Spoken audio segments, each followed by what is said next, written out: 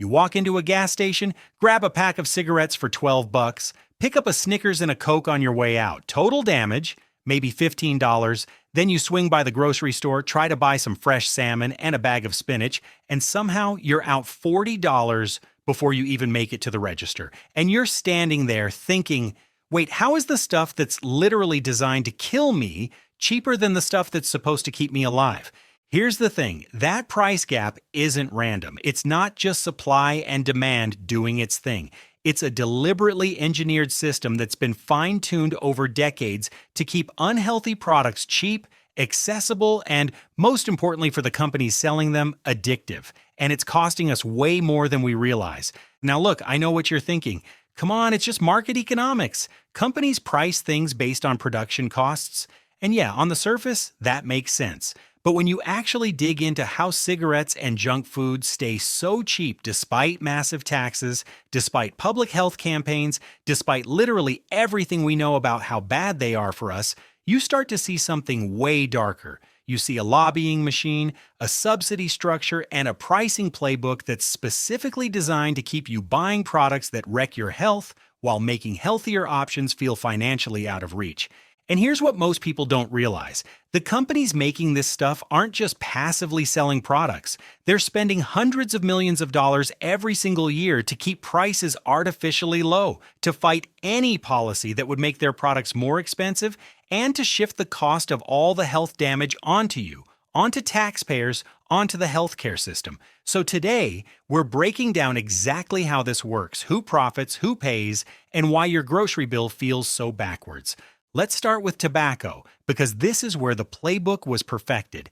In 2025 alone, the tobacco industry registered over 1,200 lobbyists across the United States.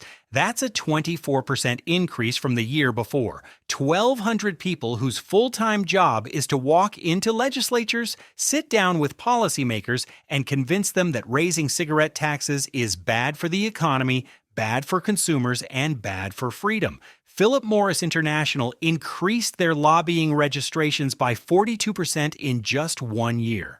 Reynolds American went up 10%, and Juul, which had scaled back after getting hammered for marketing to kids, suddenly jumped back up by 115%. Now, why are they spending all this money? Because taxes work. When cigarette prices go up, people smoke less. It's one of the most consistent findings in public health research. The World Health Organization estimates that a 70% price increase could prevent up to a quarter of all tobacco deaths globally. Even a modest 25-cent per pack tax in the United States has been shown to reduce smoking rates by about 9%. So if you're a tobacco company, your number one priority isn't marketing anymore. It's not advertising, it's keeping excise taxes as low as possible so your product stays affordable. Here's the twist, it's not just about blocking tax increases. The industry has developed an entire toolkit of pricing strategies to neutralize the taxes that do get passed. Researchers who analyzed 37 studies across multiple countries found that tobacco companies use something called differential tax shifting. Here's how it works.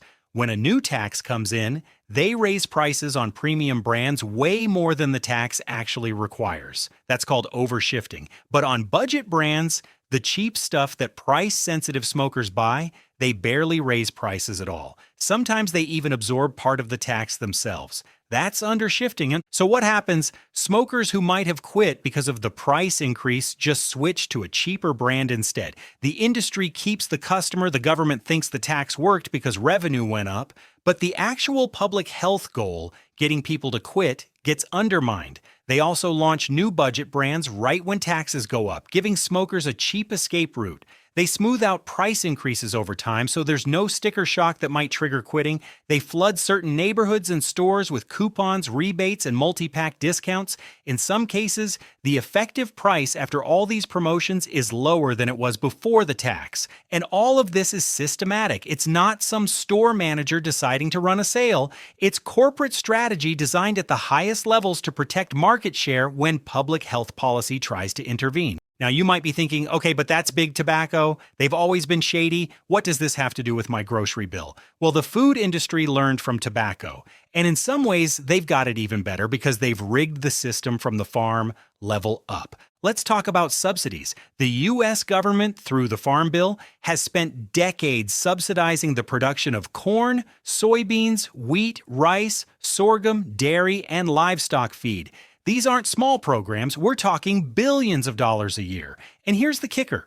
A recent study tracking over 12,000 Americans found that about 50% of the calories in the average American diet come from foods derived from these subsidized commodities. 50%. Half of everything you eat is directly or indirectly supported by taxpayer money that goes to make those ingredients cheap. Now, what are those ingredients turning into? That Coke you picked up at the gas station? It's cheap partly because high fructose corn syrup is subsidized.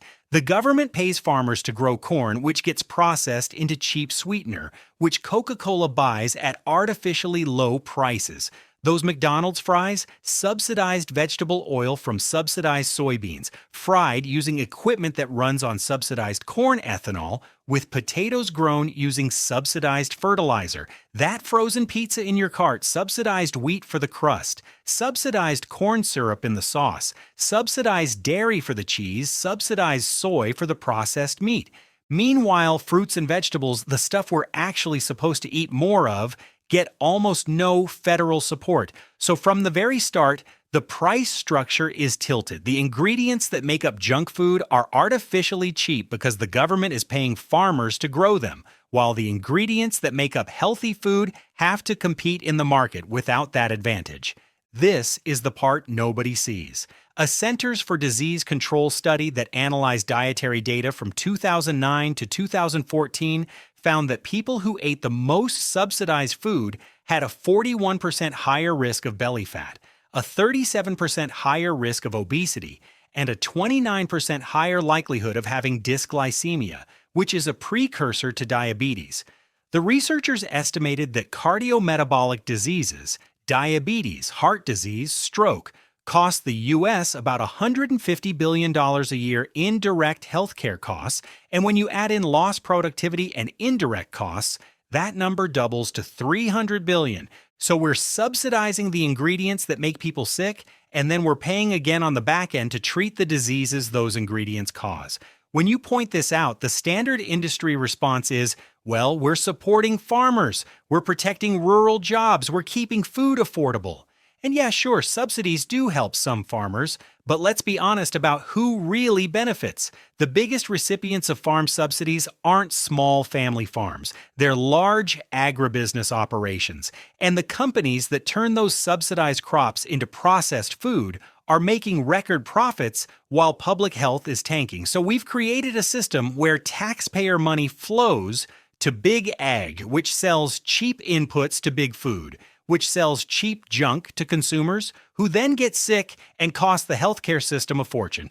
At every step, someone else is paying the bill while corporations pocket the profit. Now, you'd think the obvious solution here is to just tax the hell out of junk food and cigarettes, right? Make them expensive enough that people actually think twice before buying them. And that's exactly what public health advocates have been pushing for years. Sin taxes, sugar taxes, soda taxes, and the evidence shows they work. Cities that have implemented taxes on sugar-sweetened beverages have seen measurable drops in consumption. Modeling studies suggest that even a modest 1 cent per ounce tax on sugary drinks could reduce childhood obesity by 2 to 3%, which is actually more than a lot of school-based intervention programs achieve. But every time a city or state tries to pass one of these taxes, the lobbying machine kicks in.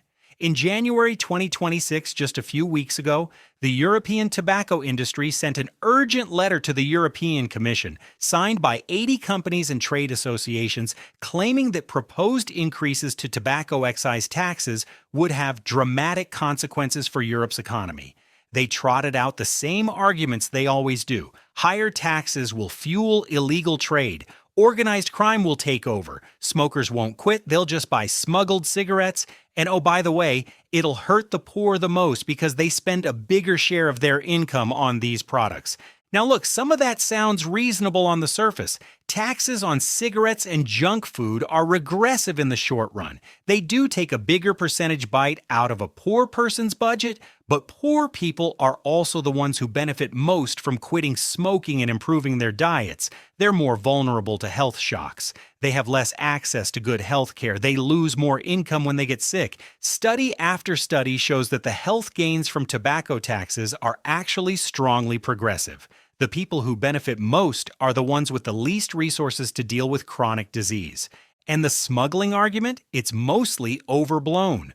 The tobacco industry loves to cite reports from firms like KPMG that claim illegal trade is exploding every time taxes go up.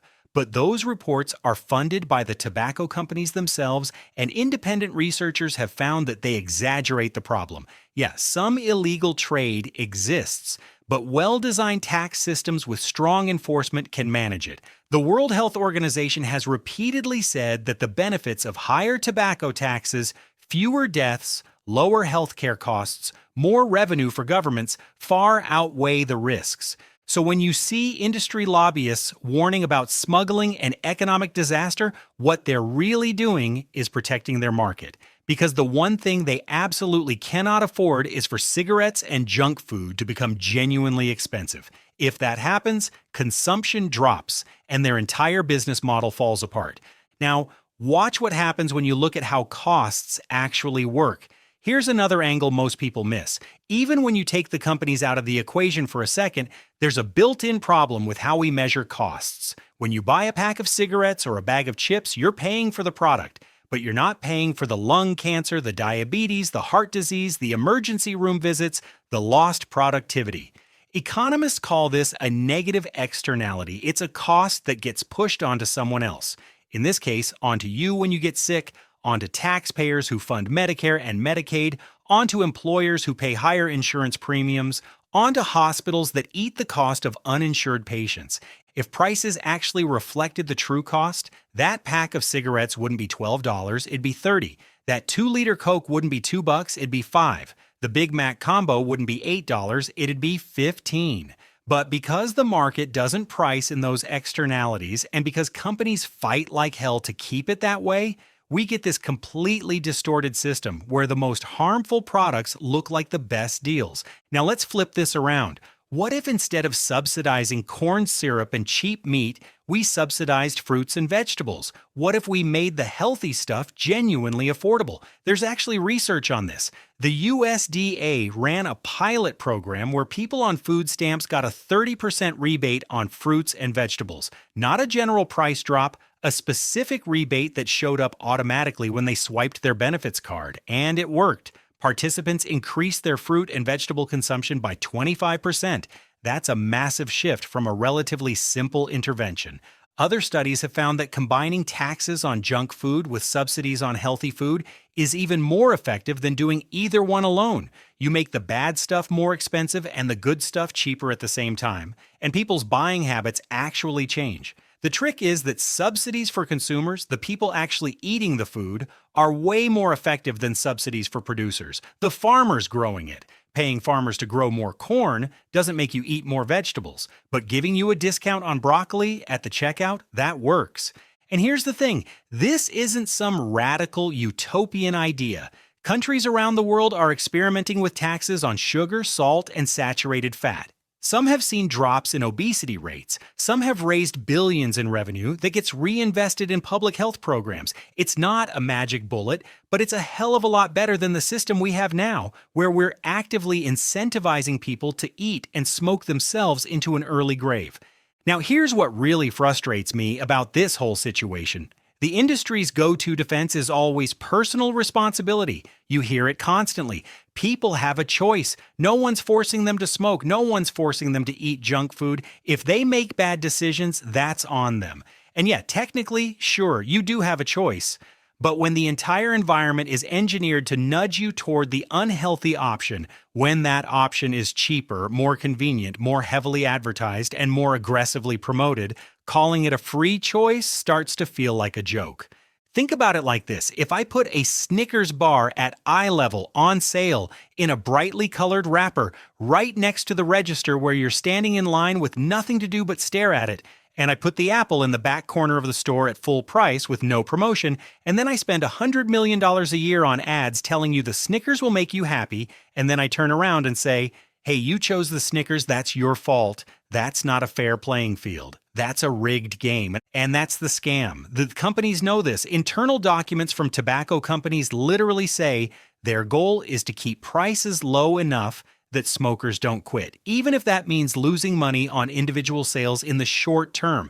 They call it buying future behavior. Same thing with fast food. Those value menus, those combo deals, those 2-for-1 promotions, they're not about being generous. They're about locking you into a habit. Because once you're used to getting cheap calories from a drive-thru, once that's your baseline, you're less likely to switch to something more expensive, even if it's healthier. So when the industry talks about choice, what they really mean is we've spent billions of dollars making sure your choice is predictable, and now we're going to act like that's freedom. All right, so what do we actually do about this? Because it's easy to get angry, but anger without action doesn't change anything. And the good news is we actually know what works. It's not complicated. It's just politically hard because it requires standing up to some of the most powerful industries in the world. Fix number 1, we need higher, simpler excise taxes on cigarettes and junk food. Not complicated formulas that companies can game, not loopholes that let budget brands stay cheap. Just straightforward taxes that make the price reflect the actual cost to society. And we need those taxes to be high enough that they actually change behavior. A nickel here and there doesn't cut it. We're talking about meaningful increases that make people pause. Fix number 2, we need to stop subsidizing the ingredients that make us sick. If we're going to spend billions of taxpayer dollars on agriculture, let's spend it on crops that align with public health goals. Fruits, vegetables, legumes, whole grains, stuff we're actually supposed to eat. And if we're going to keep subsidizing commodity crops, let's at least be honest about the trade-offs we're making. Fix number 3, we need subsidies for consumers, not just producers, rebates, discounts, incentives that make healthy food genuinely affordable at the point of purchase. That 30% USDA rebate on fruits and vegetables. Expand that nationwide. Make it automatic. Make it seamless. And we need to make those benefits show up where people actually shop so they don't have to jump through hoops to get them. Fix number 4. We need serious limits on lobbying and marketing. The fact that the tobacco industry can register 1,200 lobbyists and quietly rewrite tax policy behind closed doors is insane. Public health decisions should be made by public health experts, not by the companies profiting from the diseases we're trying to prevent. Fix number 5. We need to stop pretending this is about personal responsibility and start treating it like the systemic problem it is. Individual choices matter, but individual choices happen inside a system. And if that system is designed to push people toward bad outcomes, fixing the system is the only way to actually solve the problem. Now look, I'm not naive. I know none of this is going to happen overnight. The lobbying power behind these industries is enormous. The political will to take them on is weak. And a lot of people have been conditioned to think that any kind of government intervention in food and health is overreach. But we're already intervening. Every subsidy, every tax loophole, every regulation we don't enforce, that's an intervention. It's just an intervention that benefits corporations instead of people. So the question isn't whether we should intervene. We're already doing that. The question is, who should that intervention benefit? Should it benefit the companies making record profits while public health collapses? Or should it benefit the people who are stuck choosing between cheap junk that'll make them sick and healthy food they can't afford? And here's what you can do right now today, before any policy changes. First, just be aware of what's happening. When you see a suspiciously cheap combo meal or a discounted pack of cigarettes, remember that price isn't reflecting the actual cost. It's reflecting a system that's been deliberately built to keep those products accessible. Even though they're killing people, that doesn't mean you can't buy them. It just means you're making the choice with your eyes open. Second, when you hear politicians or industry lobbyists talking about how taxes will hurt the poor or fuel smuggling or destroy jobs, Ask yourself who's funding that message? Where's the evidence? Because a lot of the time, those talking points come straight from corporate PR departments, and they fall apart the second you look at the actual research.